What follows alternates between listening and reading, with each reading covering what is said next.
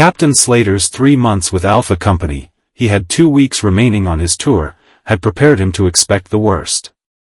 He had joined Alpha a Go-Go, as the company called itself, aboard a resupply helo into Leatherneck Square to replace a captain who'd been concussed by a NVA mortar round.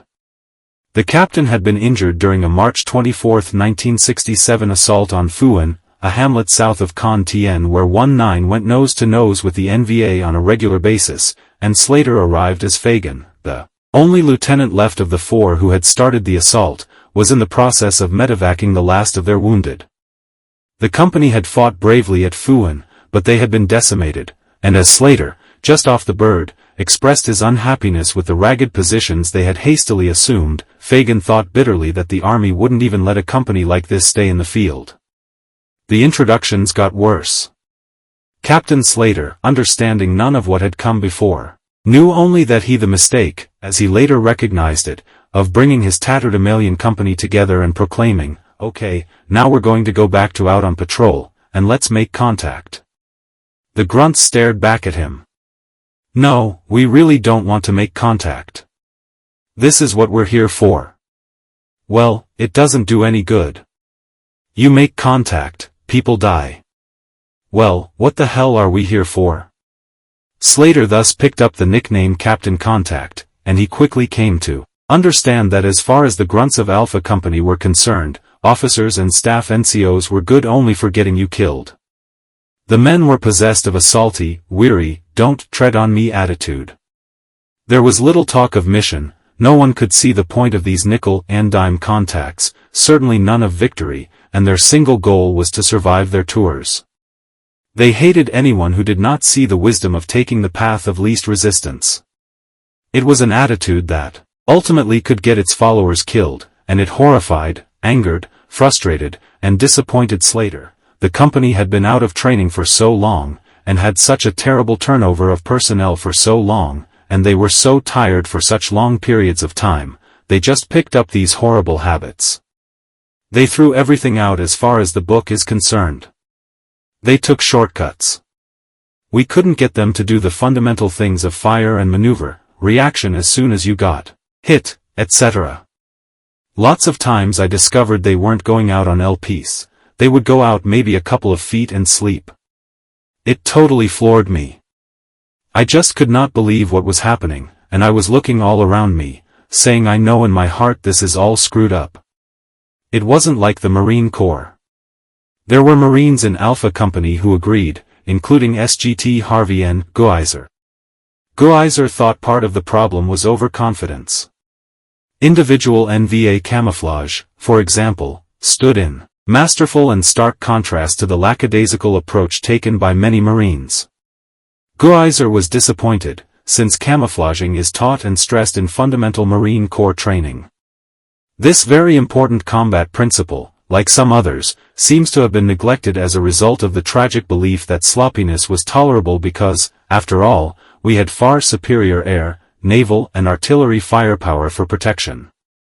Captain Slater came on hard discipline-wise, though it did seem futile, for example, to be upbraiding an LP sleeper upon return to Con Tien only to have the office hours interrupted by incoming artillery, but it was not until May 13, 1967, during Operation Hickory, that he had a chance to prove that he was not all talk combat, wise.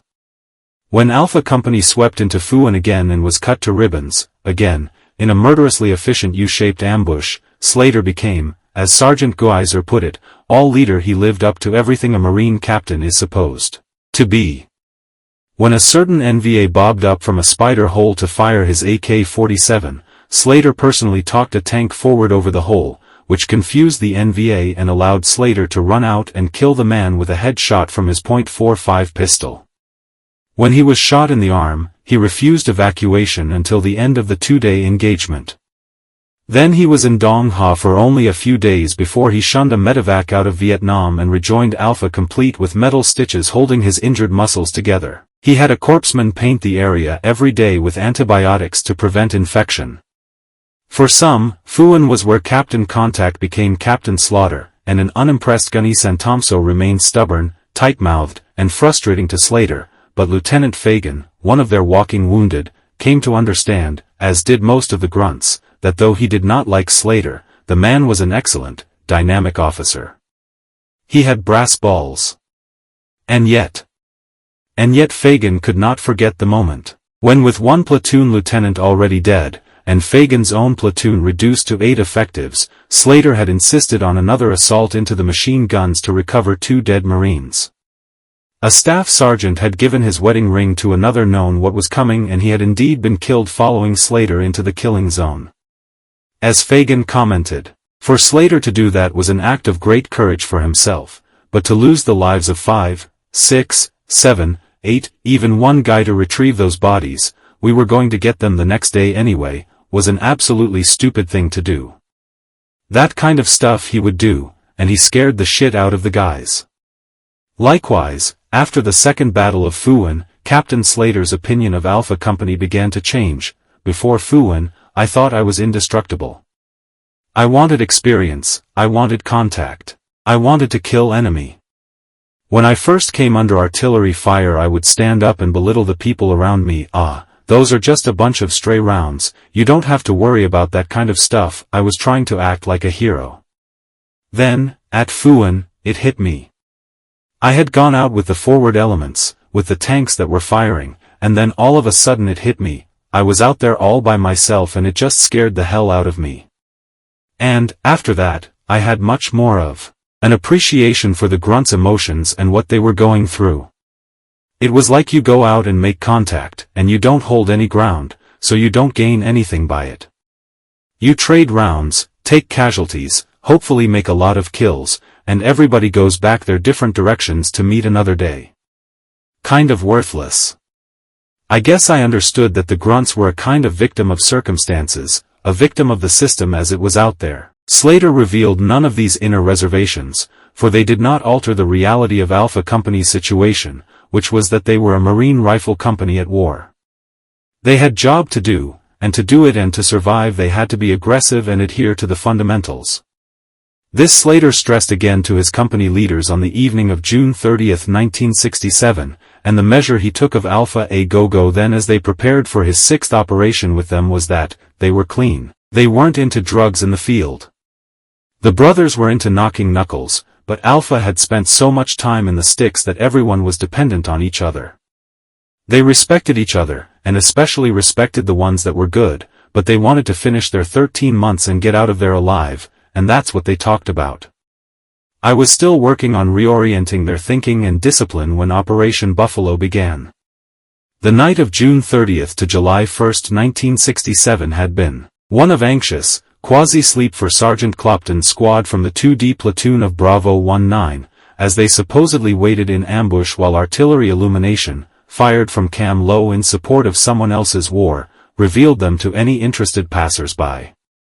At first light, 5:30 on Saturday, July 1st, 1967, Sergeant Clopton and crew started the 30-minute hike back to Bravo Company, as did all the unsprung ambushes and listening posts, and, upon arrival, there was time for breakfast in cans and gun oil and cleaning rods before saddling up for the day's hump. At that time, 8:30, PFC Hendry said his goodbyes to Clopton's squad and, as ordered, walked over, pack on back and rifle in hand, to join the even more undermanned squad of Corporal Haynes. Clopton's squad had the point this morning, but Haynes told Hendry that he and the point others from Haynes's squad, CPL Arthur E. Demers, CPL Delma L. Reed, and LCPL Jeffrey S. Addison were going to accompany the point man, LCPL Claude C. Francis, as flankers. Francis walked the trail with Reed and Hat Eisen on his right flank and Hendry and Demers on his left. Their sweep took them back east past a schoolhouse they had noticed the day before. This time Hendry could see numerous pockmarks in the red and yellow building, as well as obscenity-peppered graffiti in both English and Vietnamese on the walls. They also passed the 4 cement buildings they had searched earlier, as Hendry sweated and cursed his way through the same barbed wire fences and bamboo thickets that had hindered the flankers the previous day. This time, as they paused to research the buildings, Hendry took a few instamatic shots as proof that there really were concrete structures this close to the DMZ, instead of turning north as they had at this point in the patrol 24 hours earlier. On this day the patrol route continued east. Several hundred meters beyond where their east-west road intersected north-south Route 561, they came upon another empty Catholic church and a catty-cornered schoolhouse, which PFC Hendry described in his post-tour notes. Demers and I checked out the church and it was in a hurt. 106 shell casings lay about the entrance. The church was a real mess. Most of the pews were overturned, ration cans lay everywhere and a field dressing caked with blood lay in the aisle. A half-eaten fruit cake lay on the floor along with myriad pieces of stained glass from the once beautiful windows. Demers and I walked back into the sunlight. I noticed a chair overturned under a tree down by the road. I walked down to the chair and righted it. It felt good to sit in a chair with my pack supported by the back of the chair.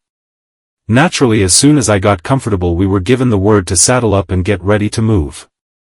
Bravo Company continued east on the road until Hendry and Demers on the left flank could no longer see Point Man Francis because of the high, thick hedgerows. They had to shout back and forth to make sure they were keeping abreast of Francis, until Francis called to them that word had been passed to take a 30-minute break. The Marines were too wasted by the sun to be tactical. Hendry and Demers simply lay in the weak shade of a small tree. Hendry took a few swallows of warm canteen water and lit up a ration Winston as they compared photographs of family and friends. Files and gnats irritated the large blisters of unknown origin on Hendry's arms, so he produced a plastic bottle of insect repellent from his pack and spread on the oily, model glue-smelling bug juice. It tingled through his scabs, which he hoped would get bad enough to get him out of the field for a while, and drove off the bugs for a few moments, until it was washed away with the sweat dripping from him. Flankers up. Hendry and Demers reburdened themselves under their packs and gear and passed through a farmer-made opening in one of the hedges to reach the road, where they fell in with Reed and Hat Eisen to walk past the column of men crapped out on either side of the road and reach Francis on point. There, Lieutenant King told them to turn around and walk back to the rear of the column, because they were reversing directions and the tail was now the head. The company was spread out down the road all the way back to the church and schoolhouse, so down to there they trudged, and then they turned north on Route 561 with Reed and Hat Eisen on the left flank, Francis on point, and Hendry and Demers on the right. The flankers stumbled through increasingly thick vegetation, eventually passing through a small clearing where Hendry noticed a U.S. hand grenade in the dirt. Forgetting about the possibility of booby traps, he picked it up and added it to the 5 already packed into his grenade pouch. Not far beyond this clearing, Captain Coates called a halt and sent Staff Sergeant Burns's 1st platoon back on patrol the way they'd just come, while deploying Lieutenant King's 2D platoon and Staff Sergeant Reyes's 3D platoon in a 360 around his CP. Coates further directed King and Reyes to dispatch observation posts, and Hendry, Demers, Hat Eisen, and Reed ended up in the OP sent due east to a tree line 200 meters beyond their perimeter. Once in the tree line, after crossing a field littered with expended M16 and M60 cartridges, they set up along a ribbon-thin trail and immediately checked the area out.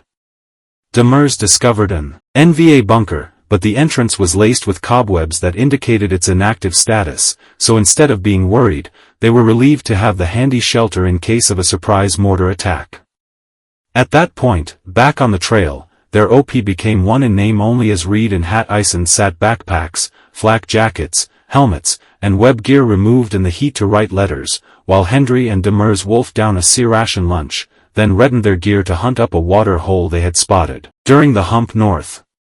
Hendry wasn't too hot on just the two of them moving over 400 meters away from everyone else, and they had no idea when the company would be moving again, but what the hell, a cool drink would hit the spot. The water hole was actually a shady natural spring around which a meter-high cement wall had been built on 3 sides.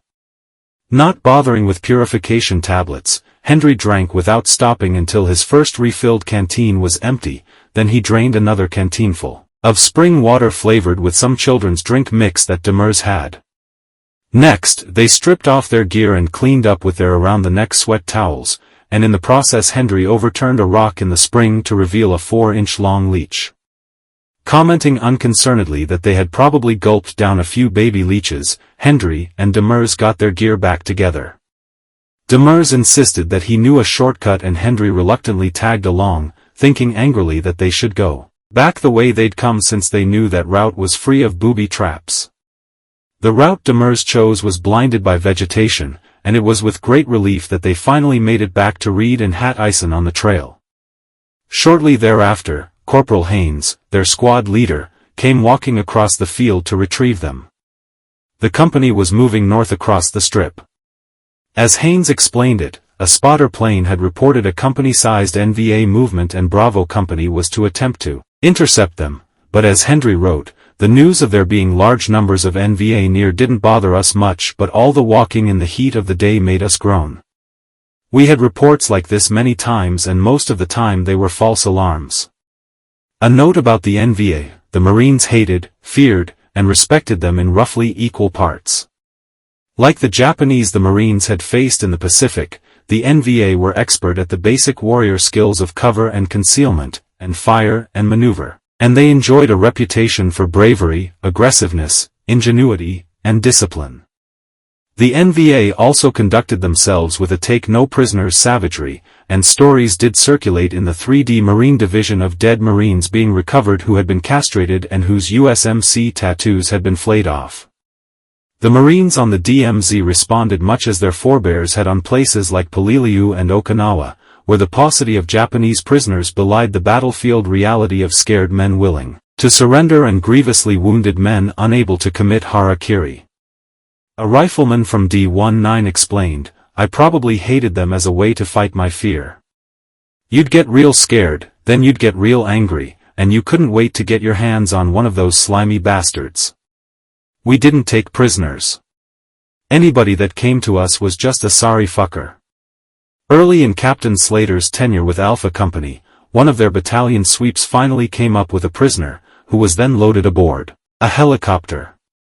Lift off. Then someone hit Slater quick-like and pointed. A figure was plummeting from the helicopter at a high altitude. Slater then monitored battalion's horrified call to the aircraft commander, who responded, "That wasn't us. That was that injured Marine that you put in, the walking wounded, with the prisoner." The crew chief couldn't stop him, he just went crazy. In April, Alpha Company policed up a slightly wounded NVA while coming in to assist Charlie Company, which had been partially overrun along the street without joy. Slater assigned 2 Marines to escort the prisoner to the CP, but battalion radioed that the man never reached them. Slater questioned the 2 escorts, who said they had handed the NVA over to some Charlie Company survivors. Needless to say, the prisoner's body turned up beside the road with a bayonet rammed into him. An appalled Slater harped at his platoon commanders, "Somebody has got to control these Marines. It's all right to hate and fight, but you gotta draw the line."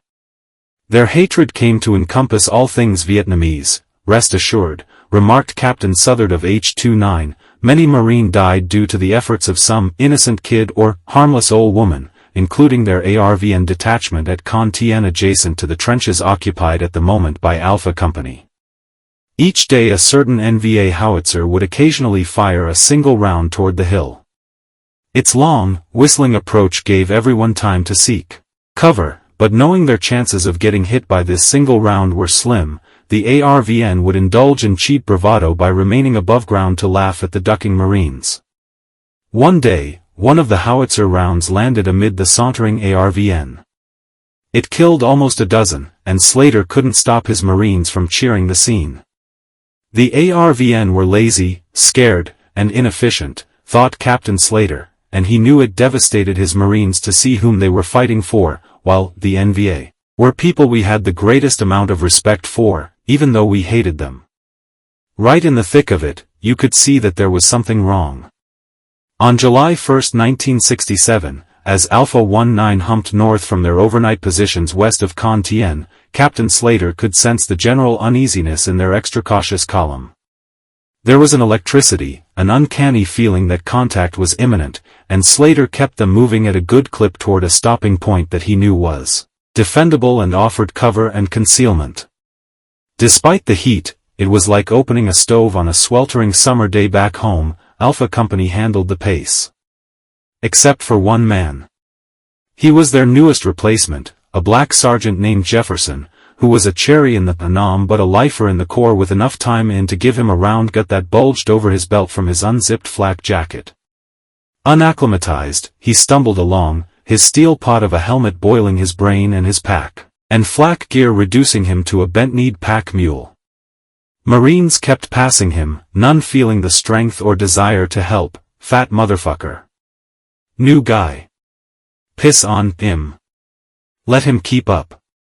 Meanwhile, farther up the column, CPL Ronald G. Powers attached S-2 scout team, consisting of LCPL Terry L. Ugly and Staff Sergeant Shien, their NVA-turned-Kit Carson scout, were humping heavy loads. This was the big woods, Power thought. You didn't go unless you had a lot of bullets, a lot of rocks to throw, but Power was too primed to be anything but a paranoid, head-turning, brush-scanning machine.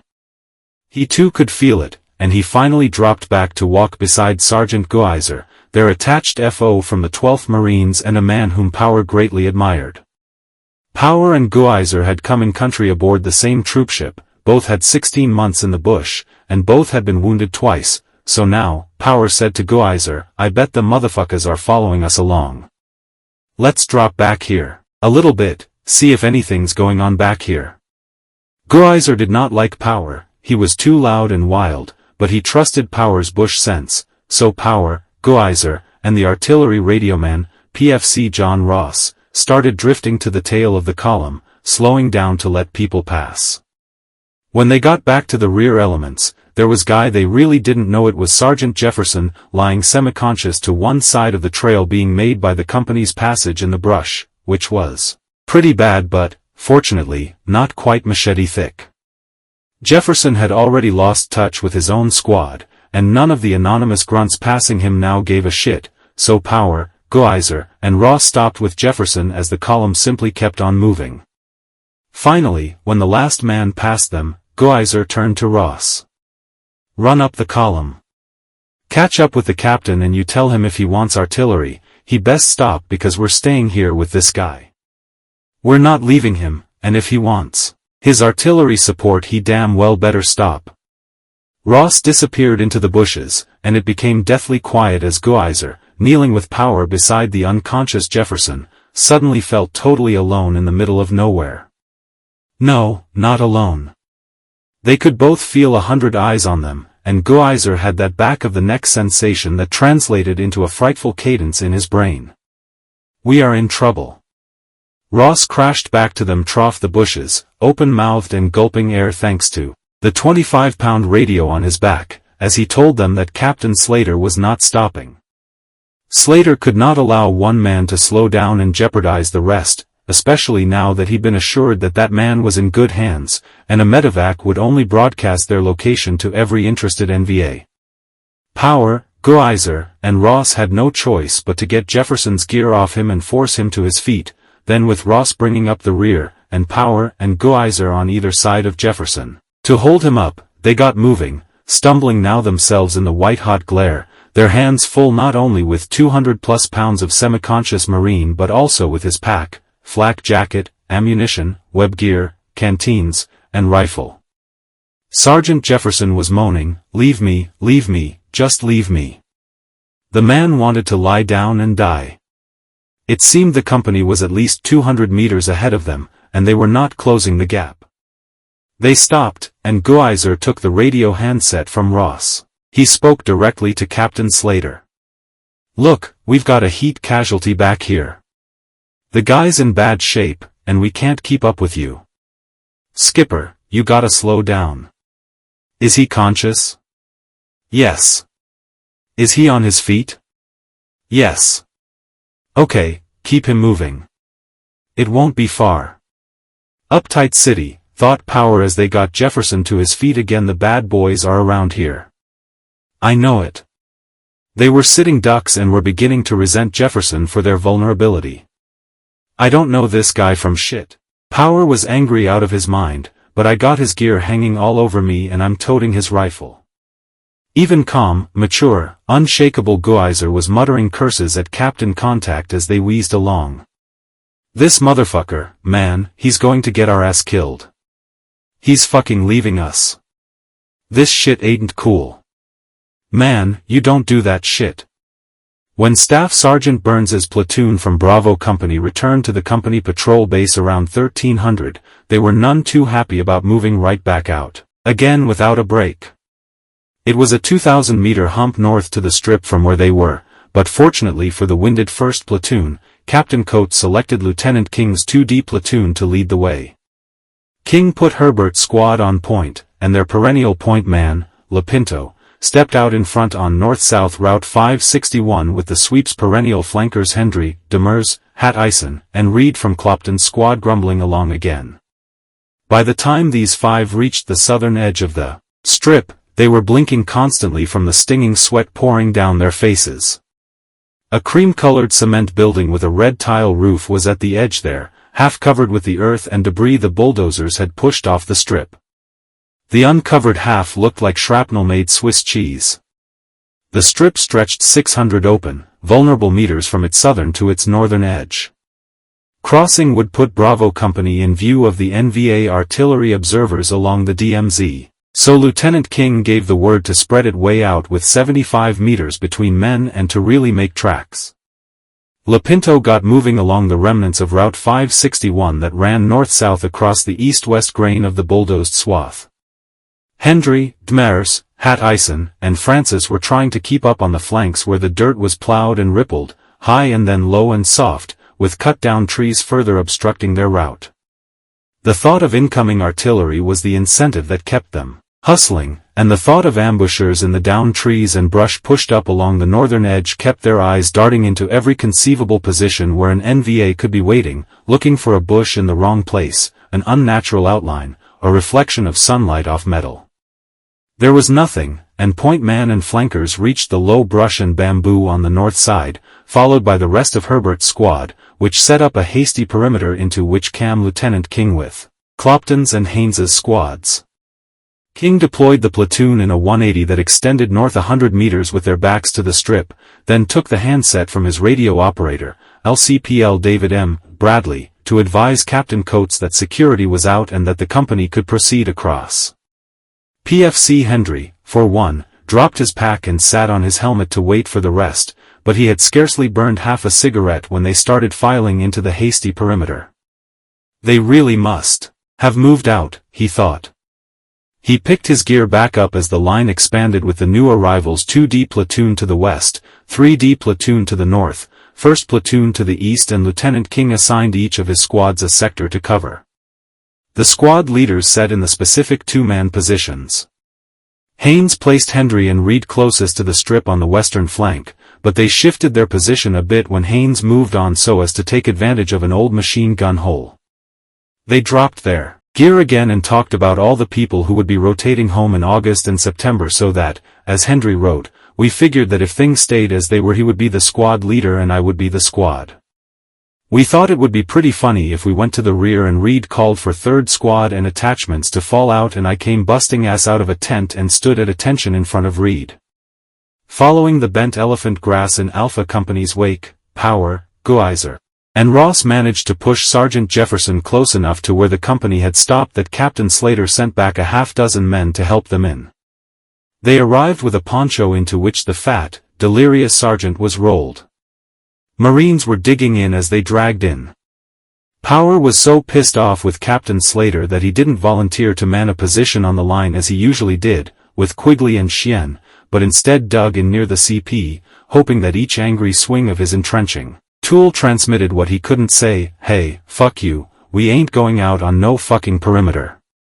Actually, Captain Slater and Corporal Power were about as tight as their rank allowed. Power had been grunting with the Walking Dead for 16 months, and that meant something. Slater would ask Power for advice, and they would occasionally talk about things more personal.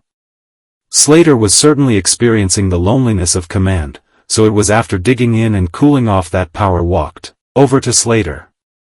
We'll help with the radio watch tonight. Captain Slater had to call in a medevac to end Sergeant Jefferson's first inglorious hump, and 2 other helicopters arrived to drop off a lieutenant and 1st sergeant. This was payday and they were there with the money orders and other paperwork as well as water cans and cartons of and C rations. Going out one of the choppers was the company's senior hospital corpsman, HM3 Wood, better known as Woody, a black sailor who'd been well beyond his rotation date out of the bush. As a rule, corpsmen spent only half their tours in the bush in recognition of the unique psychological pressures of the job. Woody's replacement had recently joined them. Although Woody was scared to death to go out one more time, he told his buddy, Sergeant Geiser, that if he went out on this one, that was it, he wouldn't come back. He had nonetheless bucked up and decided to tag along to show his replacement the ropes. Woody was that kind of guy. Geiser was pinned down one day in a paddy with Woody, who would flinch and cry out loud at each round zipping past. But when somebody hollered for a corpsman, his whole personality transformed and he ran through bullets like a movie hero.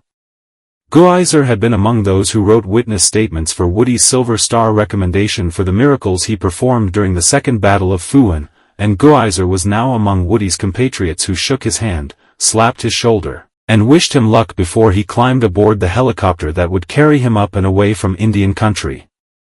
Chapter 5. Shadows. Shortly after deploying above the Strip on July 1, 1967, Bravo 19 spotted two NVA coming south toward them on Route 561 from an area of abandoned, rubbled buildings designated Market on their top maps and known to the Marines as the Marketplace. It was the sweep's first enemy contact.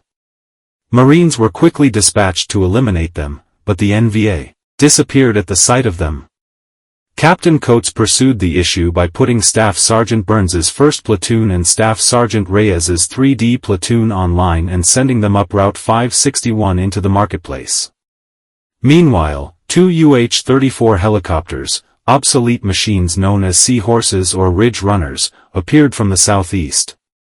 They flew past Lieutenant King's 2D Platoon, maintaining the perimeter, to land some 800 meters to the west where Alpha Company was setting up. Burns's and Reyes's platoons advanced about 300 meters north to the southern edge of the Marketplace where a trail cut in from the west and ended, forming a rightward-leaning T-shaped junction. They scouted the area for some 15 minutes, then returned empty-handed at just about the time the two helicopters were swinging east after resupplying Alpha Company. It was about 1,800 now. A green smoke grenade was tossed into a clearing off Route 561 to mark Bravo Company as one of the 34s orbited at 1,000 feet to watch for enemy movement while the second 34 roared in at treetop level. Everyone had donned helmets and flak jackets to watch the resupply from their holes. The NVA liked to mortar hello landing as the chopper touched down lightly on its rubber wheels. The crew quickly tossed water cans and ration cases from their side door, and then the pilot brought the helicopter up, lowered its nose, raised its tail, and charged back across the treetops, remaining low to restrict the enemy's observation of them.